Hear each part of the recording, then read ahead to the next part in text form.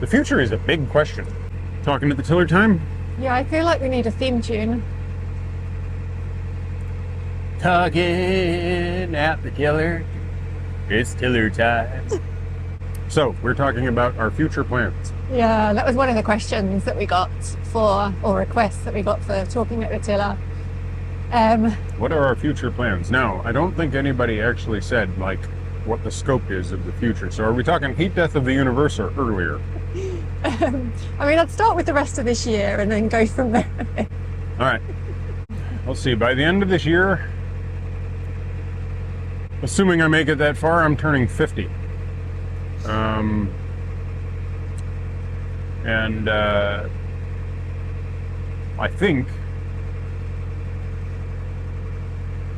I think I need to do, if I don't have any other options, my plan is going to be getting people to sponsor me for steps up the Hampstead flight.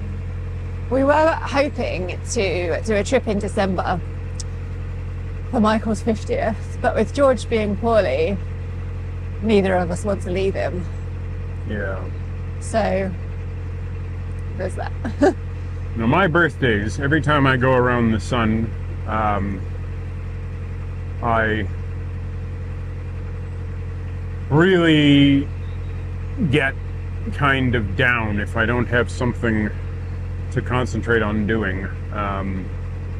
So, for example, for historical reasons, birthdays are not my favorite. Yeah, for example, one of your first birthdays with me, actually I think it was your very first birthday with me, we walked the Tongariro crossing in New Zealand. Across the volcano.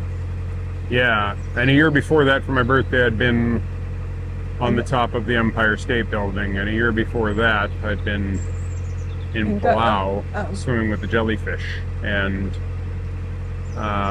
the last few years we haven't really done anything spectacular, but we've gone to London to see shows, which have been okay, but not, well, like this year we were planning to see something spectacular. I mean, really, like, because of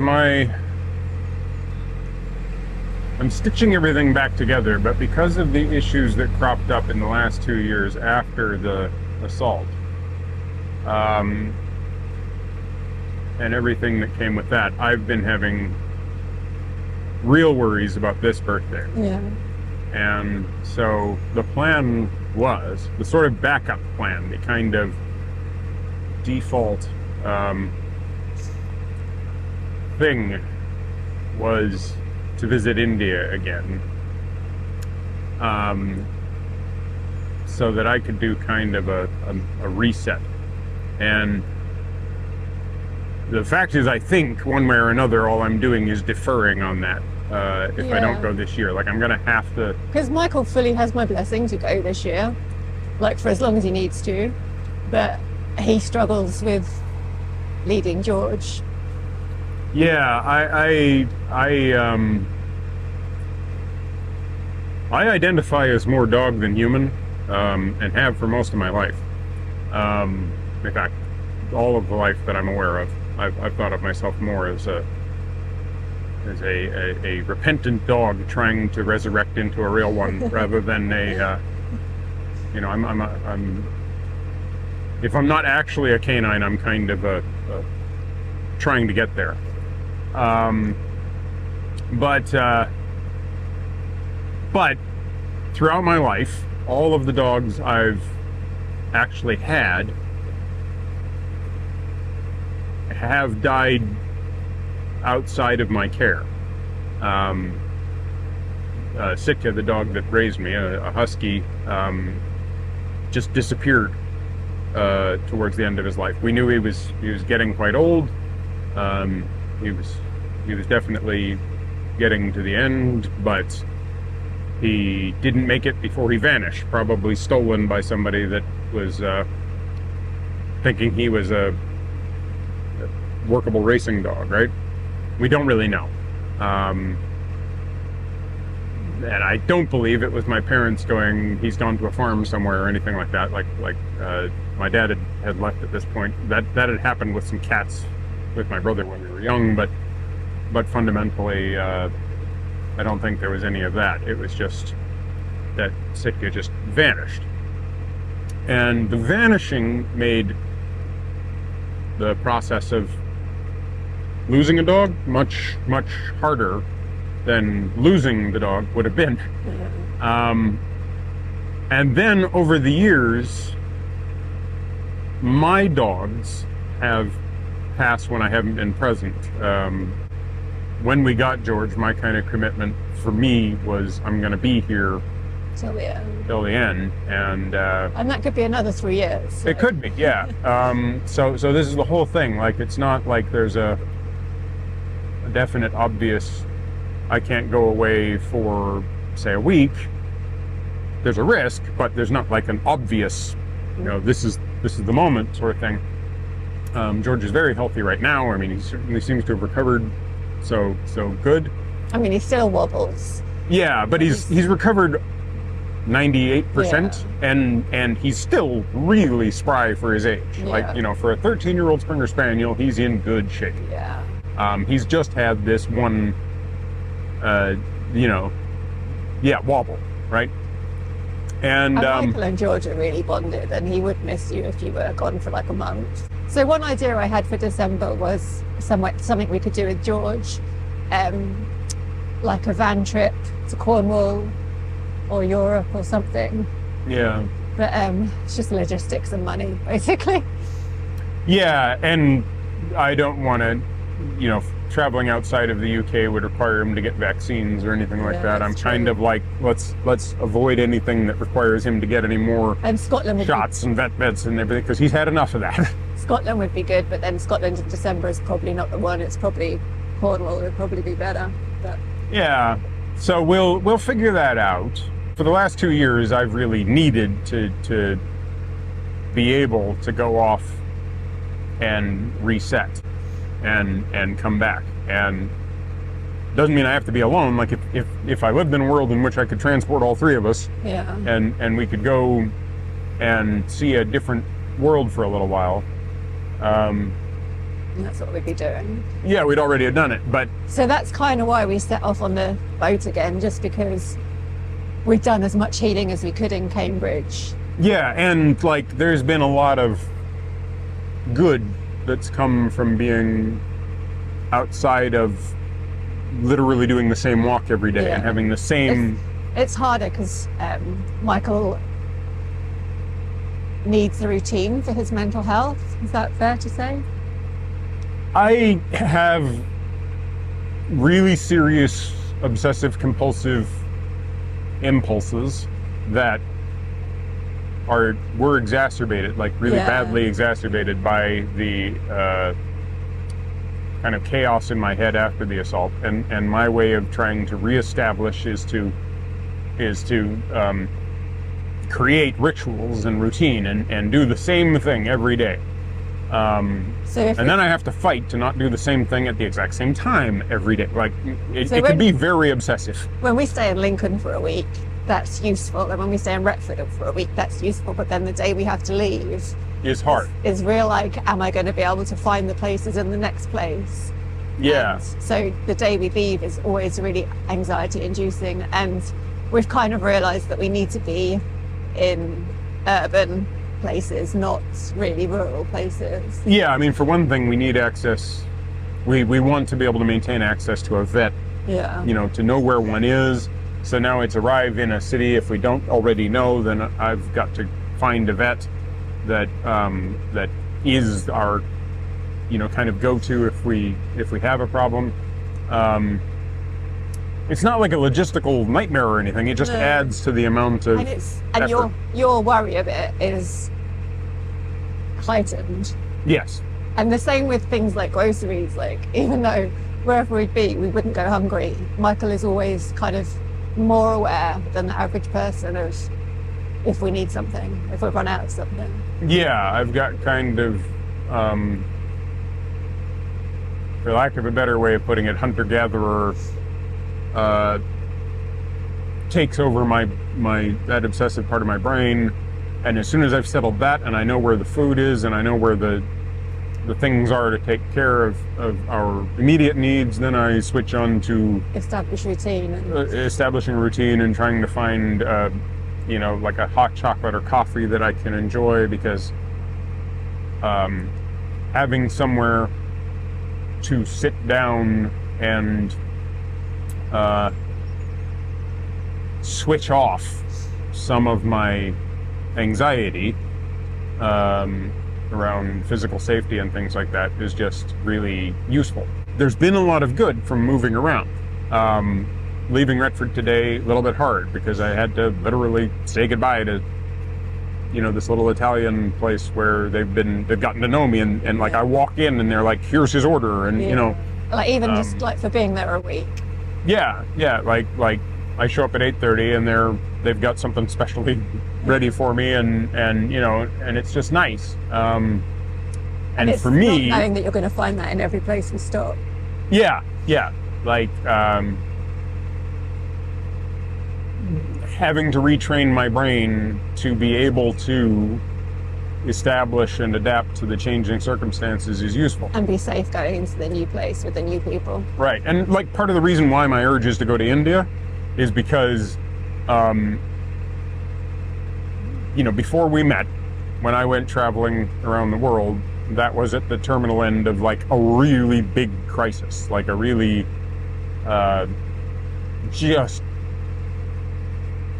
insanely crazy year, where that whole if everything can go wrong, it did go wrong, and then there was the stuff that couldn't go wrong that went wrong, right? Like that was a just boggling period of time, and getting to India and figuring out how to Survive override my structure brain, my obsessive thing, by literally living in a place where structure is impossible, and where any attempt to retain sort of structure is going to break you. There's crazy everywhere.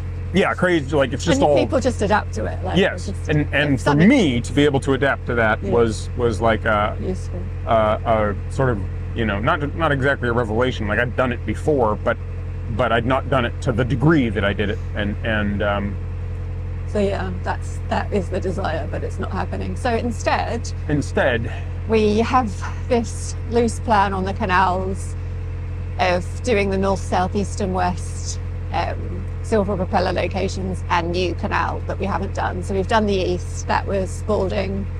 On a canoe, because those locks were out of action, but we still got there. And the next one is the north one. The north one at the river Foss in York. So essentially that's where we're heading, back to West Stockwith now, up to Kidby on the Sheffield and South Yorkshire navigation. Probably going to do a side trip down to Sheffield. Where there's Ethiopian and Eritrean cuisine, and also Joe's family's kind of from there, so we're... Well, they're not.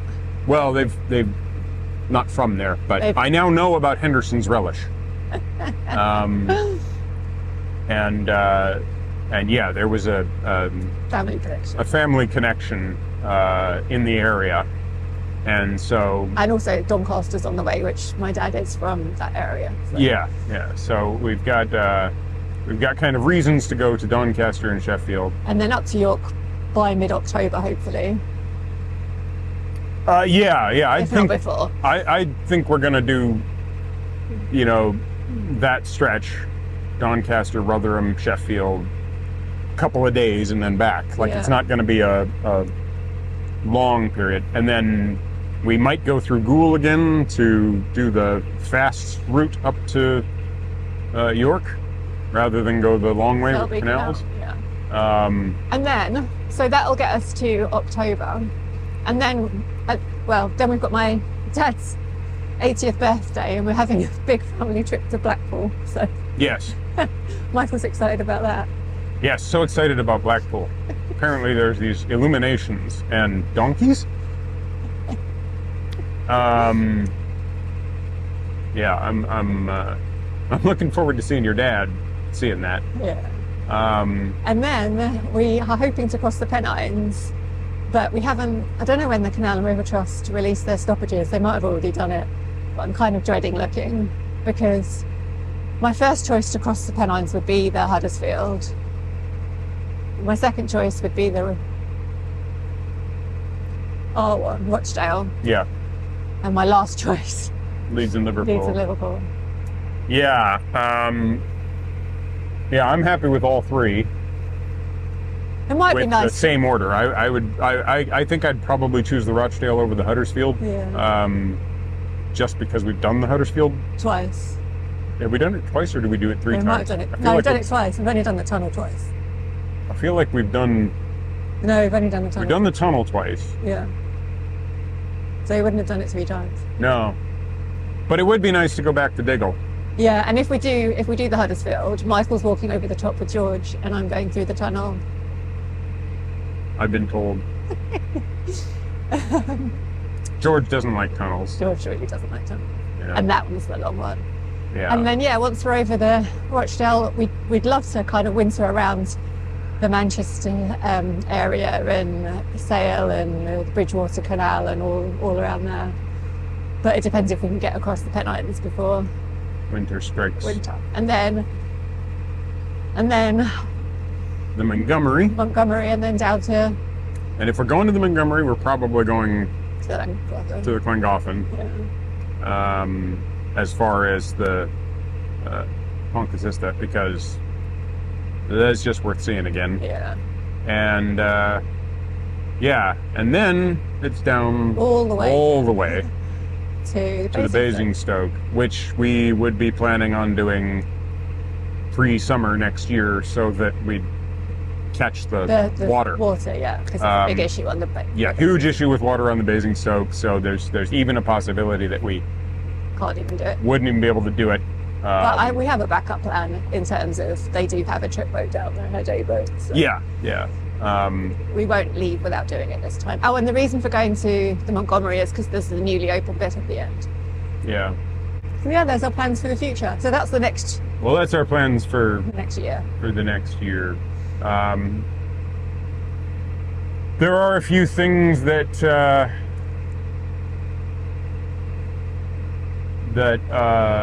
I've got in mind in terms of personal projects that I want to spend time on as well. Do I know about them? Well, I'm really hoping to finally get. Joe wrote a book that is available on Amazon and everything, and it's been up and been there. And I've been asked a whole bunch of times, when am I going to write a book? And I'm like, I actually did write a blog while I was traveling that is more or less a book. In fact, it's kind of multiple volumes of book.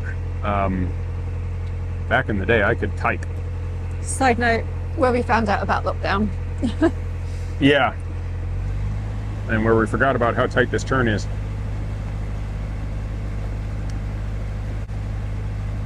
I can do it. I can do it. I can do it. I can't do it.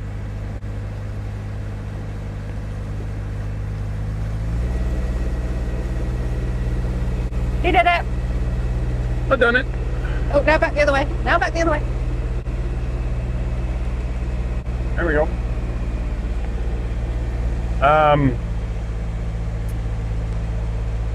Yeah, so I've had this Okay.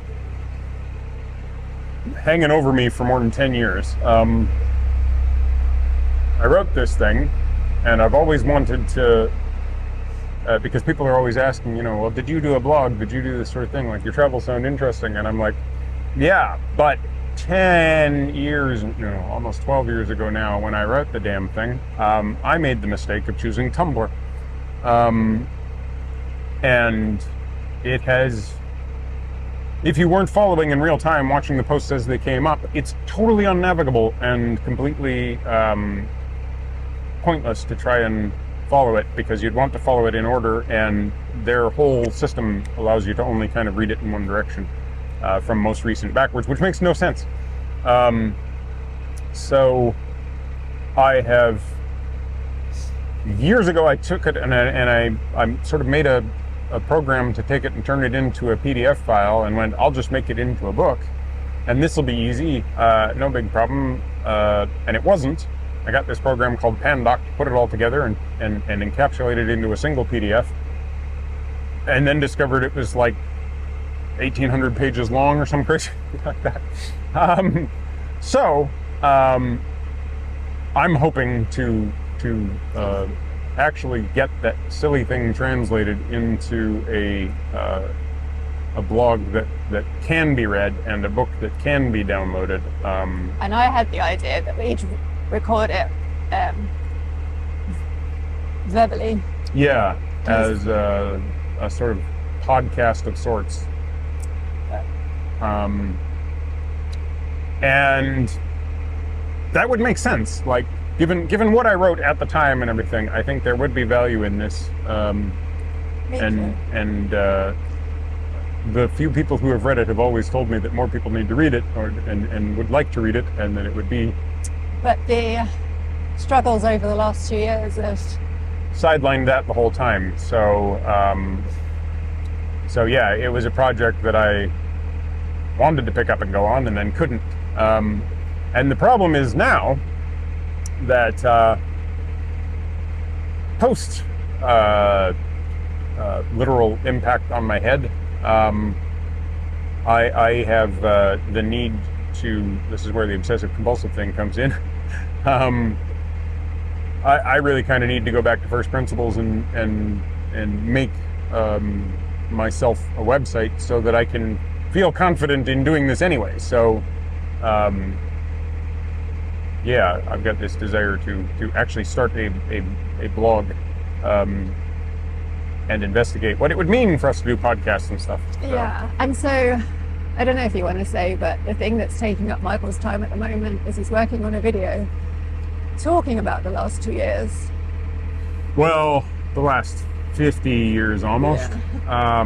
Well, talking about the struggles of the last 2 years that stem the last 50 years. Yes, and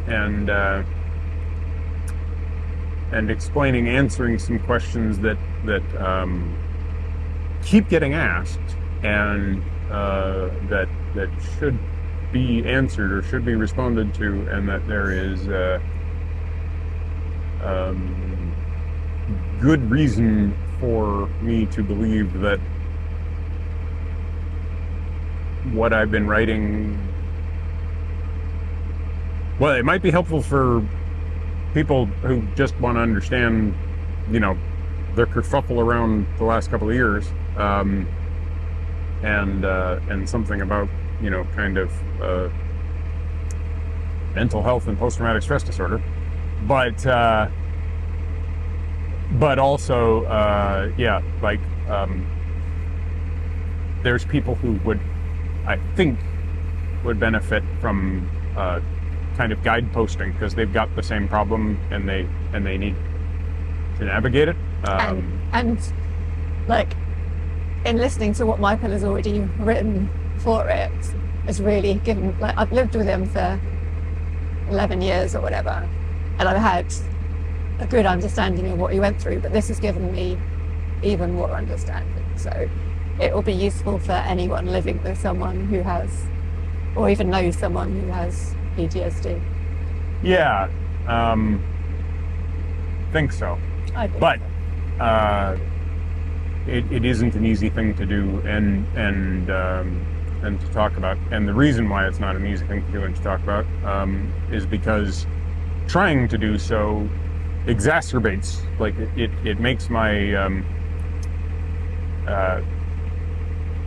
obsessive compulsive stuff and the need for rituals and all the stuff that I've talked about stronger. It keeps like trying to write this stuff down and trying to figure out how to answer these questions and also just express myself very carefully on this topic,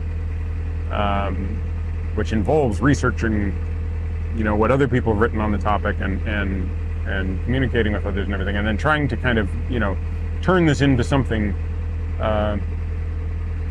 is in fact very stress-inducing for me, and makes it so that a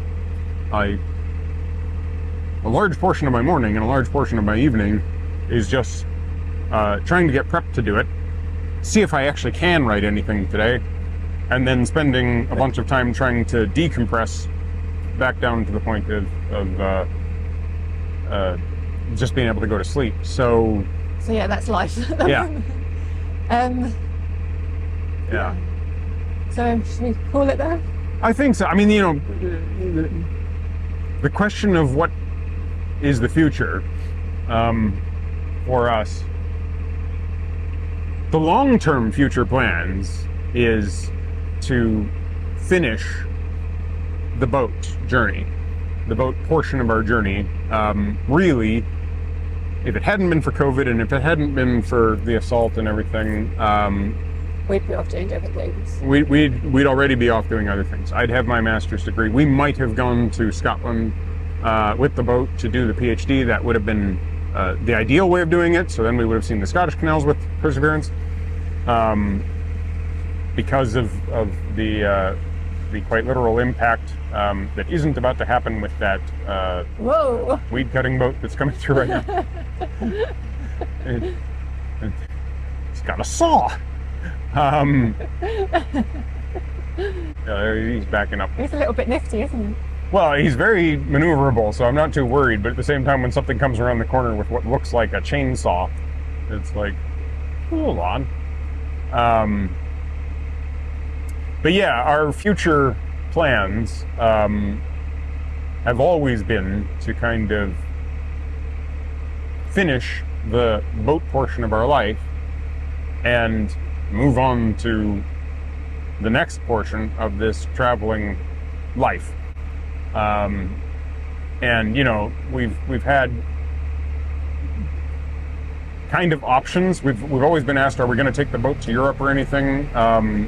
Sadly, the reality is that Brexit broke that possibility in terms of moving this boat into Europe. YouTube does not pay anywhere near enough to cover the tax burden and everything of importing something this expensive into the EU, especially when we'd have to do it on a visitor visa basis and everything. So Thank you. That would be a really nice thing to do. I'd love to take the boat and if I could get all the way to Moscow on a boat, I'd do that. If I could get all the way to Asia on a boat, I'd do that. Which, I mean, sailing is an option, but I'm a little bit more apprehensive about that. Yeah, but the inland canals of England have been the journey.